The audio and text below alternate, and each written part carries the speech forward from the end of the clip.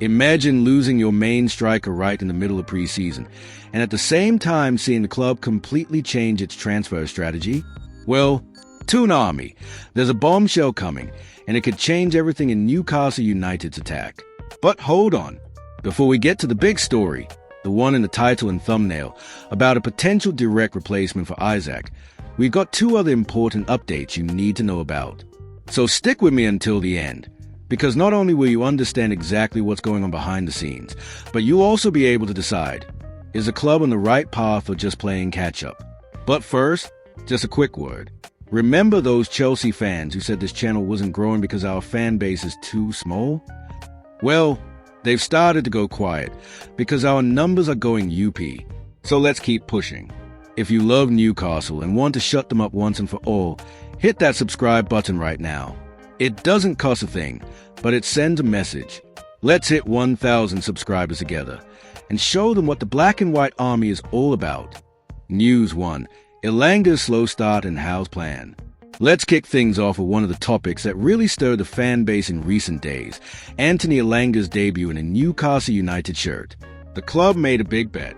£55 million spent on the young Swedish winger, who arrived with lots of hype, pace, flair, potential. But in his first real test, the friendly against Celtic, some fans were already raising eyebrows.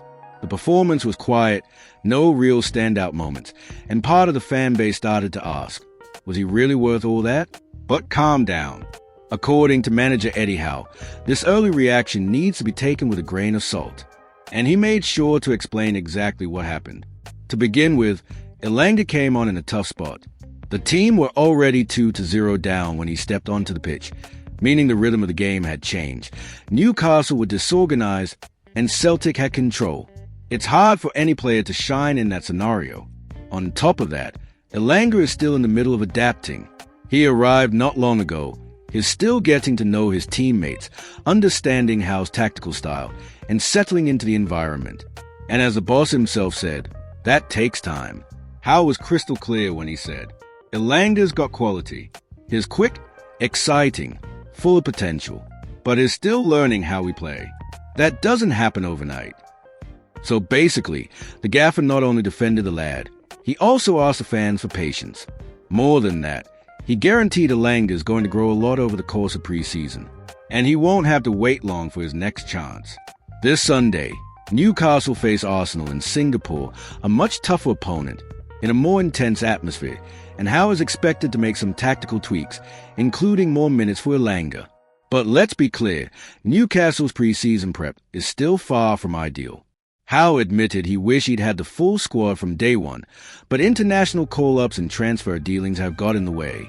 Even so, he's made it clear that the squad is committed and ready to push hard to be at their best by the start of the Premier League season.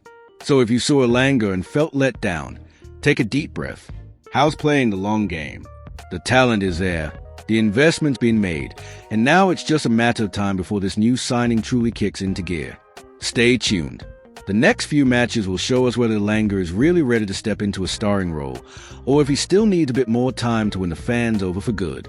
News 2. Isak wants a pay rise or goodbye. Alright, hold on, because now it's time to talk about the name on everyone's lips, Alexander Isak. After a sensational season, 27 goals, outstanding performances in the Premier League, and the man who led us to that unforgettable League Cup win, the Swedish striker has become the center of attention. And not just on the pitch. Because right now, Isak isn't just the most valuable player in the squad, he's also being targeted by some massive clubs. On one side, you've got Liverpool, desperate to strengthen their attack.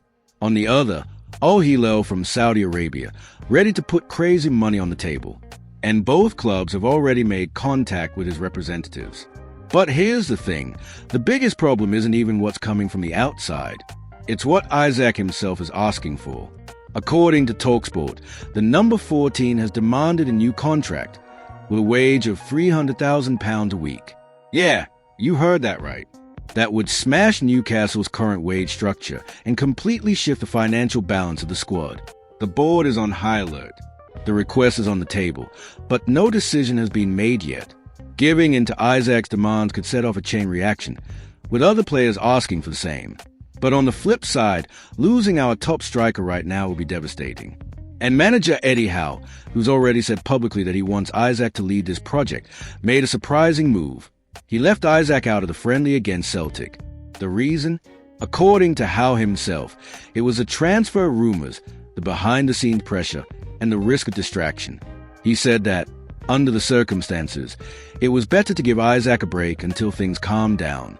But that's not all, because Isak's agent added even more fuel to the fire. He spoke to a Saudi newspaper and dropped this little bombshell.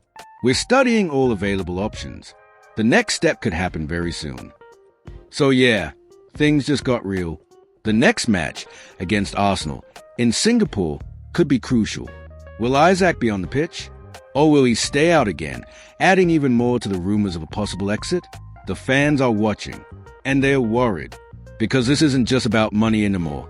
It's about keeping one of the most talented players to ever wear black and white, and making sure our dream of challenging at the top of the table stays alive. Behind the scenes, the club is racing against time. And the fans? They are waiting, hearts in their hands. News 3. Change of plans. Wissa is a new target. But what does that mean for Isak? Right then, here we go. It's time for the main story of the video. And trust me, this one says a lot more than it seems on the surface. Newcastle United have just changed course in the transfer market. The board, who've been targeting young talents and building for the future, now seem to be going for something very different. A more experienced player, ready to step in and deliver right now. And that player is none other than Yoane Wissa, the 28-year-old forward from Brentford. Wissa had a brilliant season in the Premier League last year, banging in 19 goals and playing a massive role in Brentford's attack. He's quick, clinical, strong in the box, and can play both through the middle and out wide. In short, exactly the kind of forward Eddie Howe loves. But this shift in profile has raised eyebrows.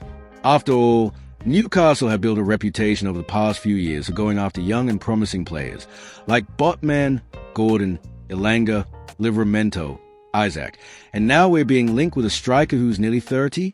Exactly. That tells us this might not just be about adding depth to the squad. It could be a clear sign that the club is preparing for the possible exit of number 14, our Swedish star, Alexander Isak. And the wheels are already turning. According to sources close to the club, Newcastle have made an opening bid of £25 million for Wissa, which Brentford rejected. But the feeling is that something around £30 to £32 million might be enough to seal the deal, and the board is prepared to go that high. Inside the club, some see Wissa as a similar kind of signing to Callum Wilson back in 2020, a proven Premier League-ready striker who arrived at 28 years old and quickly became a key part of the team. And the comparisons don't stop at age. Like Wilson, Wissa is dangerous in the box, clever with his movement, and has a proper winning mentality. One big plus? Wissa's fitness record.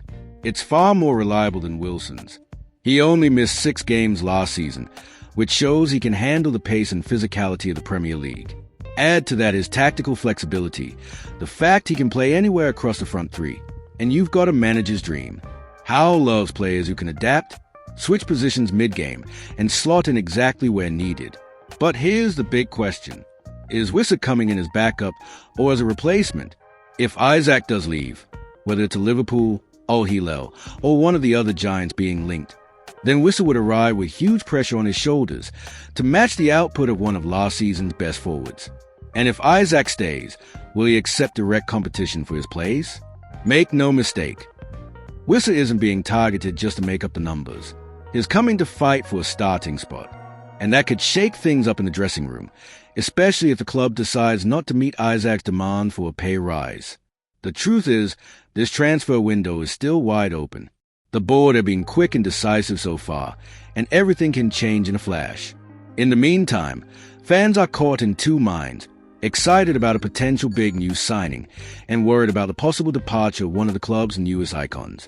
So stay tuned, because this saga is just getting started. And now it's over to you. Do you think Wissa would be a good signing? Should Newcastle do everything they can to keep Isak? Or should sorting the striker situation come before anything else? Let me know in the comments, and don't forget to leave a like, subscribe to the channel, and turn on notifications, because if any breaking news drops, you'll hear it here first. Catch you in the next video. And until then, let's hope the Magpies fly even higher this season.